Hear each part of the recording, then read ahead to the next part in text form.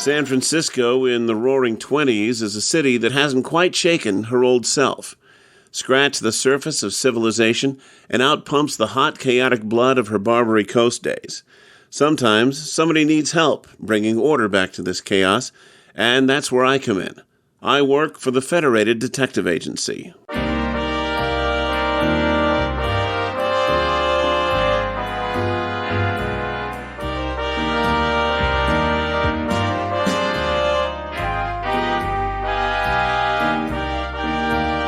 '63 Audio and Rocket 88 Productions present Adventures of the Federated Tec, created by Pete Lutz and Mark SLADE, and adapted from stories by Dashiell Hammett.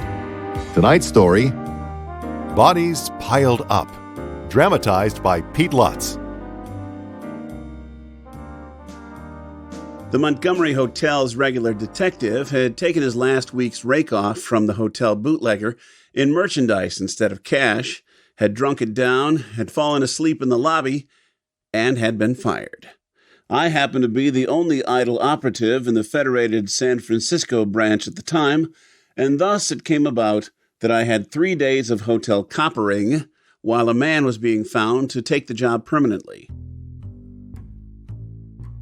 The Montgomery is a quiet hotel of the better sort, and so I had a very restful time of it until the third and last day. Then things changed. I came down into the lobby that afternoon to find Stacy, the assistant manager, hunting for me. One of the maids just phoned that there's something wrong up in 906. Let's go up and see. 906 is this way. I see it. The door's open. Yes. I told the maid to stay in the room. In the center of the floor stood said maid, staring goggle-eyed at the shut door of the closet. From under it, extending perhaps a foot across the floor toward us, was a snake-shaped ribbon of blood. "Excuse me, dear. You can go now. I'll talk to you later. Don't step in the blood."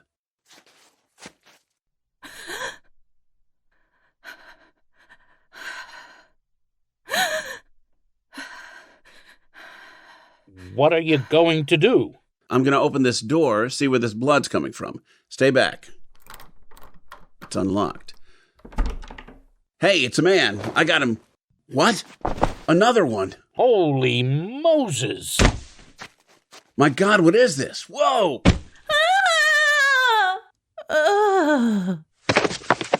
Stacy, get the woman out. Get doctors. Get the police. When the first body fell out and pitched into my arms, it was no great surprise. The blood on the floor had prepared me for something of the sort. I noticed as he fell that he had a 6-inch slit down the back of his coat, and the coat itself was wet and sticky. But when another man followed, this one facing me with a dark, distorted face, I dropped the one I'd caught and jumped back. And as I jumped, a third man came tumbling out after the others. This was when the maid screamed and fainted. By this time, I was feeling none too steady myself. I'm no sensitive flower, and I've looked at a lot of unlovely sights in my time, but for weeks afterward, I could see those 3 dead men coming out of the closet to pile up at my feet, coming out slowly, almost deliberately, in a ghastly game of follow the leader. When I barked at Stacy to fetch some help, I noticed that he was deathly white himself, and keeping his feet only by clinging to the foot of the brass bed. But he understood me and followed my instructions. After he and the maid were out of the room, I pulled the 3 bodies apart, laying them out in a grim row, facing up. Then I made a hasty examination of the room. A soft hat was in the center of the bed. It fit the head of one of the men. The room key was in the door on the inside. I found no blood in the room except what had leaked out of the closet, and there was no sign of a struggle anyplace. The bathroom door was open, and in the bottom of the clawfoot tub, I found a shattered gin bottle which had been nearly full when broken, judging from the strength of the odor and the dampness in the tub. There were 2 drinking glasses in the bathroom, one in a corner, the other under the tub. Both glasses were dry, clean, and odorless. The inside of the closet door was stained with blood, and 2 more hats lay in the puddle of blood on the closet floor. Each of these hats fitted one of the dead men. That was all. 3 dead men, a broken gin bottle, blood. Welcome back, Stacy. Hello. I brought the doctor. Hope you've got a strong stomach, Doc. Yes, well, I've seen worse than this.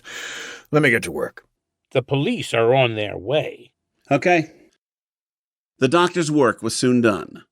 This man here was struck on the back of the head with a small blunt instrument and then strangled. This one, was simply strangled. And this last one, number 3 here, was stabbed in the back with a blade, perhaps 5 inches long.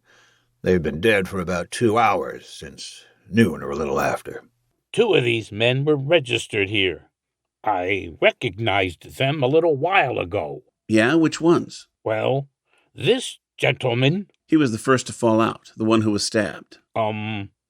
Yes.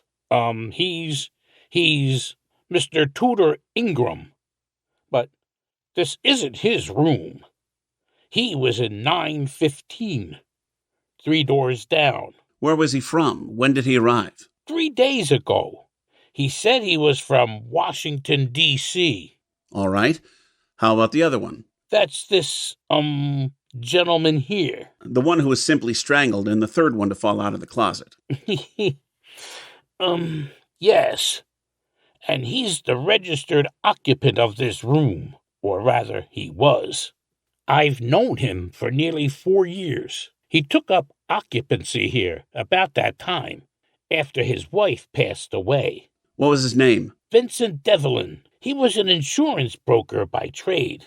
All right. So you don't know this other fellow here? Now that you mention it, his face is familiar. Oh, Landry, there you are. Yes, Mr. Stacy, I've brought the police up. Is that all right? Of course, of course. Nice room. I hear this hotel has big closets. I like a room with ample storage potential. Yeah, you never know when you're gonna need it. Hello, fellas. Fill you in just a sec. So, we'll just stand here then, shall we? We'll try not to step in the blood. Yeah, good tip. Now, Landry, take a look at this man. He's dead, sir. I know that, Landry. Now buck up, young man, buck up. Look at his face. Yes, sir. I'm looking. Help me remember who he is. Oh, yes. Yes, I know where I've seen him, Mr. Stacy. I've seen him many times in Mr. Devlin's company. Why, this is Mr. Devlin's room, isn't it, sir? Yes, Landry. And this is Mr. Devlin, right here. Sir? Mr. Devlin, sir? Why, he looks dead too, sir. He certainly is, Landry. You're a very observant young man. Now, did you observe this gentleman come into the hotel today? As a matter of fact, yes, I did, sir. I was on the desk. He came in with Mr. Devlin at about 12, sir. Very good. That's all. What about Mr. Ingram, sir? Unfortunately, Mr. Ingram has passed on as well. That's all, Landry. Thank you. Return to your duties. Yes, sir. After the young clerk departed, I spent a few minutes bringing the detectives, George Dean and Marty Ogar, up to speed on the case.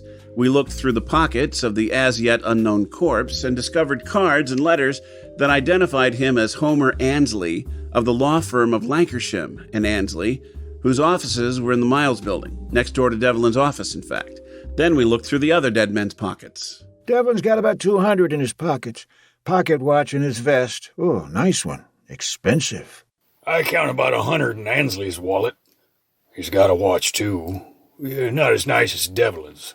Jackpot, fellas. Ingram's got, besides the 300 I found in his pockets, a money belt with, here, count it, Marty, looks like more than $1,000, and 2 diamonds.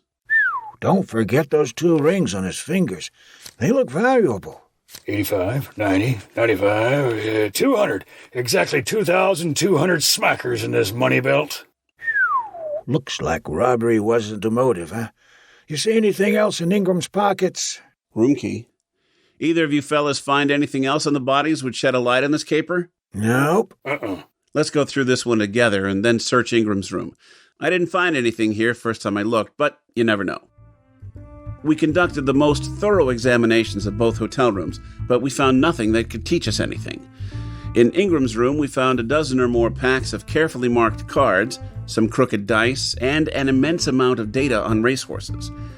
A search through his other stuff told us that he had a wife in Buffalo and a brother who lived in Dallas, plus a list of names and addresses that we carried off to investigate later. But nothing in either room pointed, even indirectly, at murder. By this time in our investigation, Fells, the fingerprint expert from headquarters, had finished dusting the murder scene. I found a number of prints around the room, but until I check them with our files, I have no way of judging their value. I'm sorry, but even though Mr. Devlin and Mr. Ansley were both strangled, I was not able to lift any prints from either their necks or their collars. The maid who'd discovered the blood told us that she'd straightened up Devlin's room between 10 and 11 that morning. But I didn't put fresh towels in the bathroom. That's why I came back this afternoon. The door was unlocked, with the key on the inside, and as soon as I saw the blood, I rang up Mr. Stacy. No, I didn't see anybody in the corridor as I went in. What time did you straighten up Ingram's room? That was a few minutes after 1. I'd tried to do it earlier, between about 20 after 10 and a quarter to 11, but Mr. Ingram was still in his room. All right, miss. We're done with you. Send in the elevator man, will you? It seems as if nobody in the hotel noticed anything suspicious around the time of the murders. Well, that's to be expected. If it was somebody staying here, he could have just gone back to his room with nobody the wiser. True enough. On top of that, a hotel lobby like the Montgomerys is going to be a beehive at noontime, and our murderer could have left this room, shutting the door behind him, and walked away as neat as you please, knowing that he'd attract little to no attention. Yep. And to cover his tracks, he could take the stairs down to the lobby. Or just walk down one flight and catch the Oh, yeah, speak of the devil. Come in, friend. Mr. Stacy said I should tell you everything I know. Mr. Stacy is right as rain. Now, you operate the lift in this dump? Dump, sir? The Montgomery. Yes, sir. I'm the day man. 7 a.m. to 6 p.m. Good. Now, tell us everything you know about the men who died. Yes, sir. Well, Mr. Ansley and Mr. Devlin rode up to this floor from the lobby at a few minutes after 12.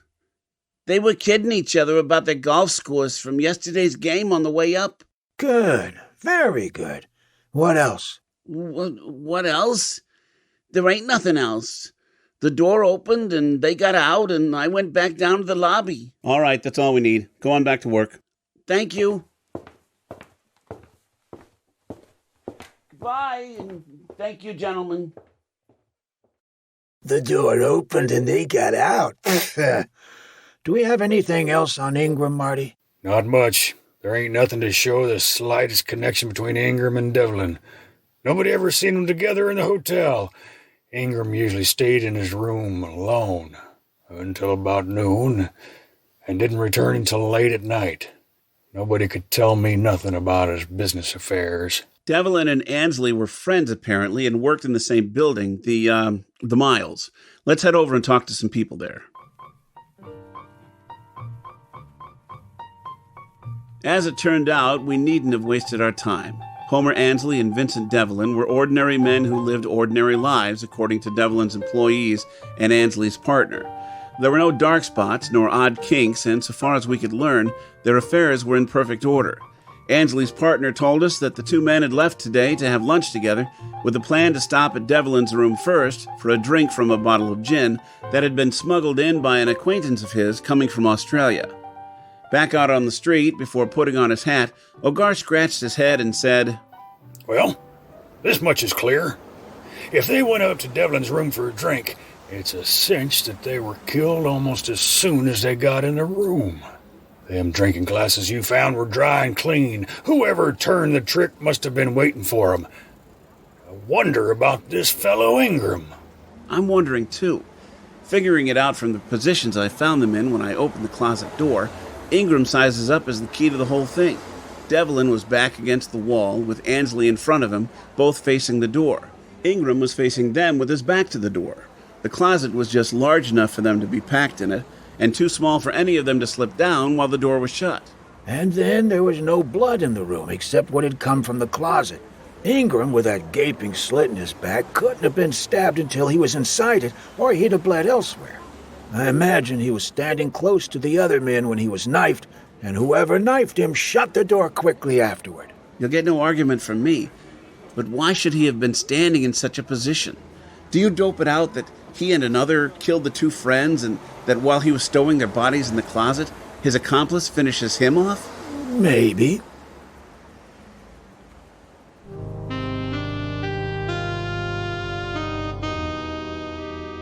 Three days later, that maybe was still as far as we'd been able to get. Ogar, Dean, and I gathered together in the room the Montgomery had given me to use as an office to discuss what little progress we'd made. Oh, there's nothing. I tell you, nothing. Nothing that gives us any bearing on their deaths. Bales and bales of telegrams sent out, asking for relatives and acquaintances of the dead men to be interviewed, and nothing. Same with me. I went after any connection between Ingram and the other two with no luck. We've tracked every minute of their time since Ingram arrived in San Francisco, and the only thing we've discovered is that there ain't no way either Devlin or Ansley knew or even had met Ingram. Well, he's an ex-con, spent 2 years in the New Jersey State Prison for assault with intent to kill.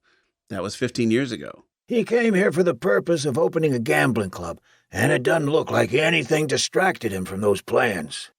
Fells reported that them fingerprints he collected was the assistant managers, the maids, and ours. So I say again, nothing.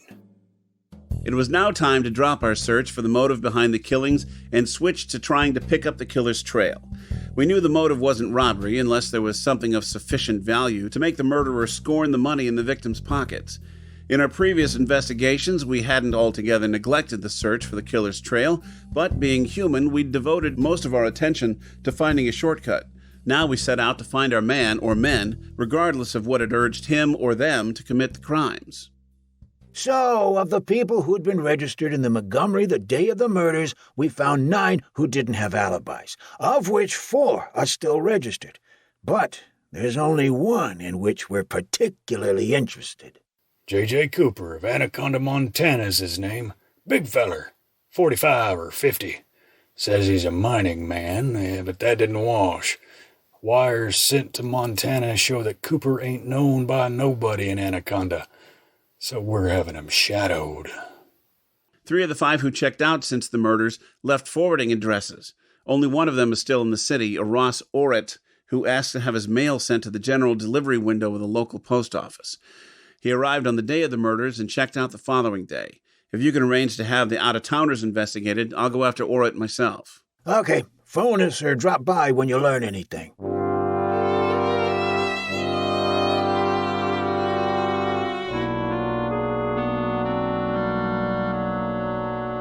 Foley, Dick Foley, you here?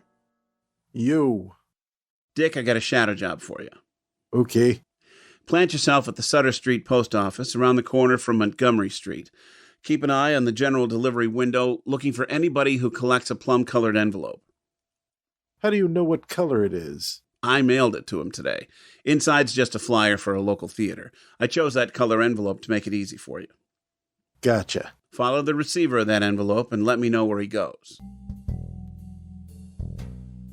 I spent the next day trying to solve the mysterious J.J. Cooper's game, but he was still a puzzle when I knocked off that night. At a little before 5 the following morning, Dick Foley dropped by my room on his way home to tell me what he'd done for himself. This guy Orrit's our meat. Picked him up when he got his mail yesterday afternoon. Got another letter besides yours. Got an apartment on Van Ness. Took it the day after the killing under the name of B.T. Quinn. Packing a gun under his left arm. There's that sort of bulge there. Been visiting all the dives in North Beach. Who do you think he's hunting for? Who? Guy Cudner. Guy Cudner? Guy alias the Dark Man, Cudner?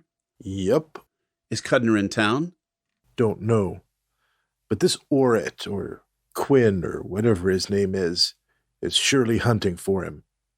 In Rick's place, at Wap Healy's, and at Pagotti's. Porky Grout tipped me off.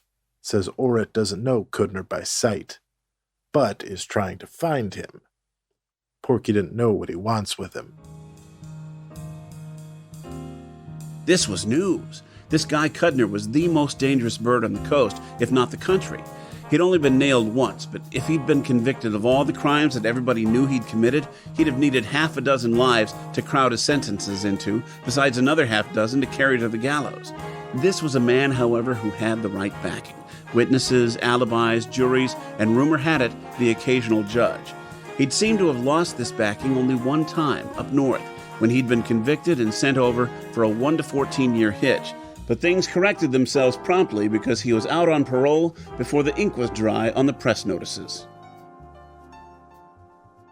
Think Porky was coming clean? Chances are. But you can't gamble on him. No, that dirty little rat would sell out his family for the price of a flop. Is Orrit acquainted here? Doesn't seem to be. Hasn't spoken to anyone who seems to know him. What's he like? Not the kind of egg you'd want to tangle with offhand if you ask me. He and Cudner would make a good pair. Dresses well and doesn't look like a rowdy, but harder than hell. A big game hunter. Our meat, I tell you. It doesn't look bad. If he's paired off with a dark man, it doesn't look bad at all. I'm telling you, this fella looks like 3 killings wouldn't disturb his rest any. I wonder where Cudner fits in. I can't guess. But if he and Orrit haven't connected yet, then Cudner wasn't in on the murders. But he may give us the answer. I'm going to bet on Porky's dope being on the level. How would you describe Cudner?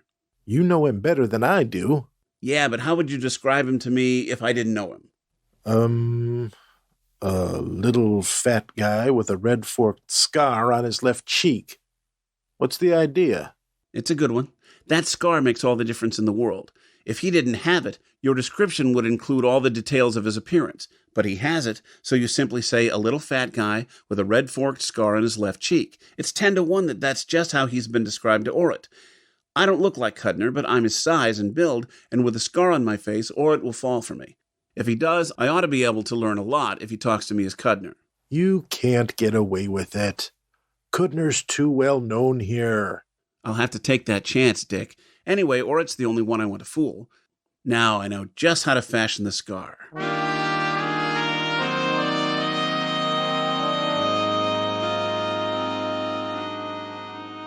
It was a little after 11 the following night when Dick phoned me that Orrit was in Pegatti's place on Pacific Street and apparently settled there for some little while. My scar already painted on my left cheek, I jumped into a taxi, and within a few minutes I was talking to Dick around the corner from the place in question.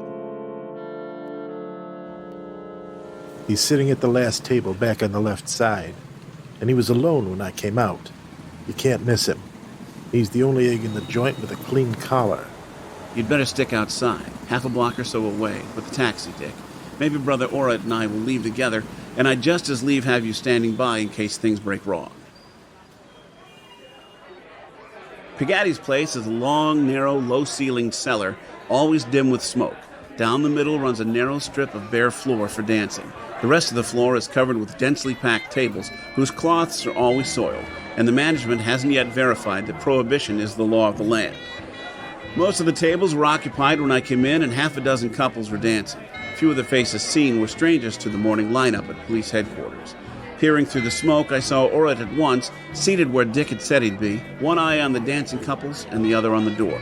I walked down the other side of the room and crossed the strip of dance floor directly under a light so that the scar might be clearly visible to him. Then I sat down facing him at a vacant table close by. After a tense 10 minutes, in which we pretended not to be interested in each other, Orrit slowly got to his feet. With his right hand in the pocket of his coat, he walked straight over to my table and sat opposite me. Cudner? Looking for me, I hear. You were looking for me, too. I didn't know what the correct answer to that would be, so I just grinned. But the grin didn't come from my heart. I realized in that moment that I'd made a mistake, one that might cost me something before we were done. This bird wasn't hunting for Cudner as a friend, as I had carelessly assumed, but was on the warpath. The image of those 3 dead men falling out of the closet in room 906 flooded my mind. Don't bother going for your gun. My revolver was inside the waistband of my trousers where I could get at it quickly, but his was in his hand, so I kept my hands on the table. Suppose you just speak your piece, Orrit.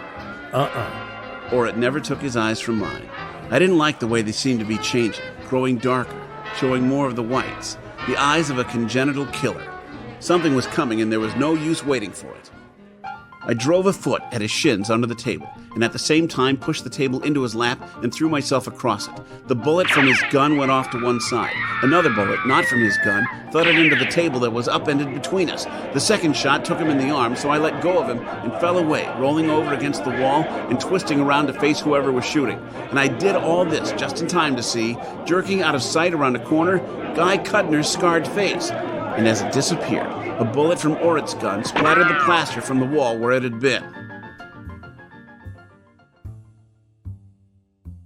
I had just enough time to chuckle over the thought of Orit, wondering how there were two Cudners showing up at the same time, but then things got too quick for me to take notice of all the details. A lot of shots went back and forth between Orit and the real Cudner. I had my own gun out by now, but I was playing a waiting game, keeping away from the bullets that were flying around as best I could. By this time, of course, we three had the place to ourselves. Pigatti's had 4 exits, and as soon as the shooting started, the patrons quickly used all of them. Finally, in less time than it takes to tell it, Cudner dropped his left-hand gun, and as he raised the other, sagged forward and fell to one knee. Orit stopped firing abruptly and flopped over on his back, spread out full length. Cudner fired once more, wildly, into the ceiling, and pitched down on his face. I sprang to Orit's side and kicked his guns away. He was lying still, but his eyes were open. Are you Cudner? Or was he? He. Good. Orit closed his eyes, still alive but passed out. I crossed to where Cudner lay and turned him over on his back. His chest was literally shot to pieces. His thick lips worked, and I put my ear down to them. Did I get him? I decided to lie to him. Yeah, he's already cold. At that, his dying face turned into a triumphant grin. Oh, sorry. 3 in hotel. Mistake. Wrong room. Killed 1. Had to. Other 2. Protect myself.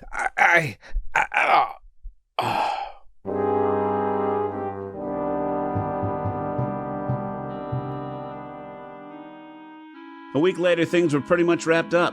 The Montgomery had found their replacement house detective, and I was free to return to the Federated Detective Agency. I stuck my head in the old man's door to let him know I'd returned. Good afternoon. I hear you solved that triple homicide. Yes, sir. Well, I've just come from seeing the fellow who was inadvertently the cause of it all. Oh? Oh, sit down and tell me about it. Feel free to smoke if you wish. Yes, sir. Thank you. Well, this Orit fellow was a lieutenant for a high-class crook, what the newspapers might call a mastermind. Came the day when this mastermind had accumulated enough money to retire from crime and settle down as an honest man. We all have such dreams, I suppose. Oh, yes, sir. So what this mastermind forgot was that he had 2 lieutenants, one in New York and the other in San Francisco, and they were the only ones who knew he was a crook, and he was afraid of both of them. So this mastermind likely thought he could rest easier if both of these lieutenants were out of the way. That's right. And so it happened that neither one had ever met the other. So this ex-boss convinced each one that the other was double-crossing him and for safety's sake would have to be bumped off. And they both fell for it. The New Yorker came to the West Coast, and the San Franciscan was told that the New Yorker would be arriving on such and such a day and staying in such and such a hotel. And so, by playing both sides against each other, his desired result would be that both might die in the ensuing melee. And you'd be almost right in assuming so, but he was sure that at least one would die, and then there'd be only one left for him to dispose of later. Yes. Now, I've read your earlier reports. It seems you assumed at some point that the killings were the result of mistaken identity, that the murderer had gotten into the wrong room. Do you still feel this way? Absolutely, sir.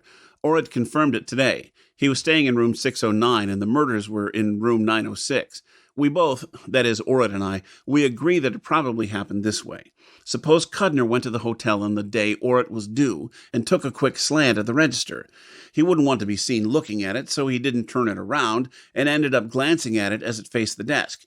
Now, when you read 3-digit numbers upside down, you have to transpose them in your head to get them straight. For example, 123, you'd see it as 321 and then turn them around in your head. That's probably what Cudner did with Orrit's room number.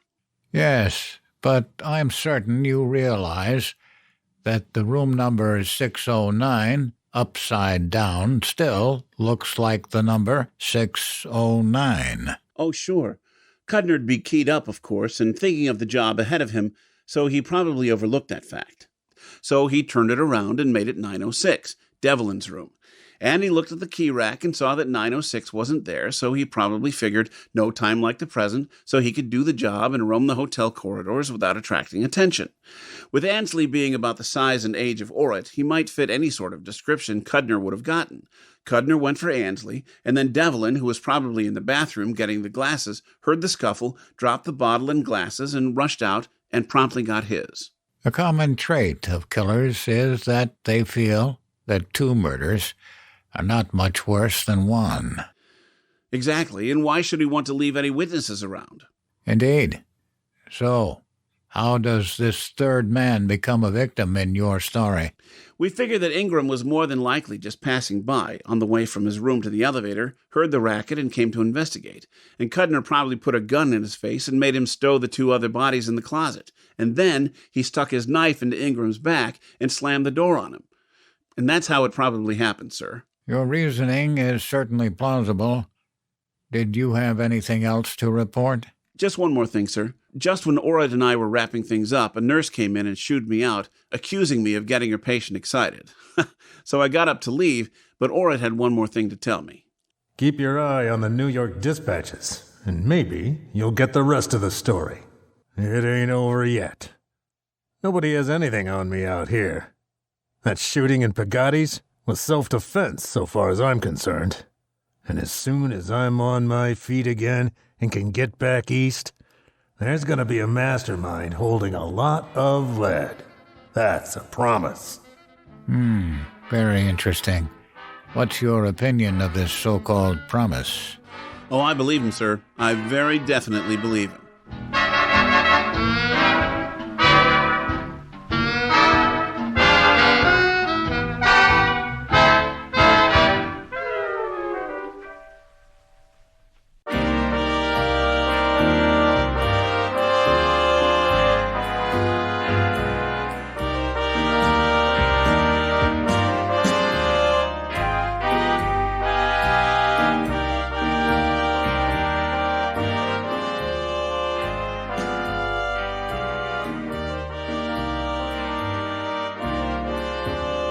You have been listening to Bodies Piled Up, Episode 5 of Adventures of the Federated Tec. Our cast consisted of the following players: Pete Lutz as the Federated Tec and the Elevator Man, Frank Guglielmelli as Mr. Stacy, Angela Young as the Maid, John Bell as the Doctor, Landry, and Detective Dean, Jason D. Johnson as Sergeant Ogar, Paul Arbisi as Detective Fells and Cudner, Mark Kalita as Dick Foley, Jeff Moon as Orrit, and Joe Stavko as the Old Man. Music was by Dr. Ross Bernhardt. Bodies Piled Up was written by Dashiell Hammett and appeared in the December 1st, 1923 issue of Black Mask magazine. This program was produced under the supervision of Pete Lutz. This is Darren Rockhold speaking. Join us again soon for Episode 6, The 10th Clue, Part 1 of a very special 2-part adventure.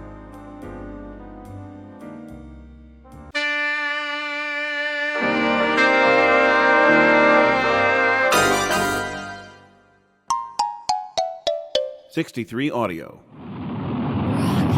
88 Production.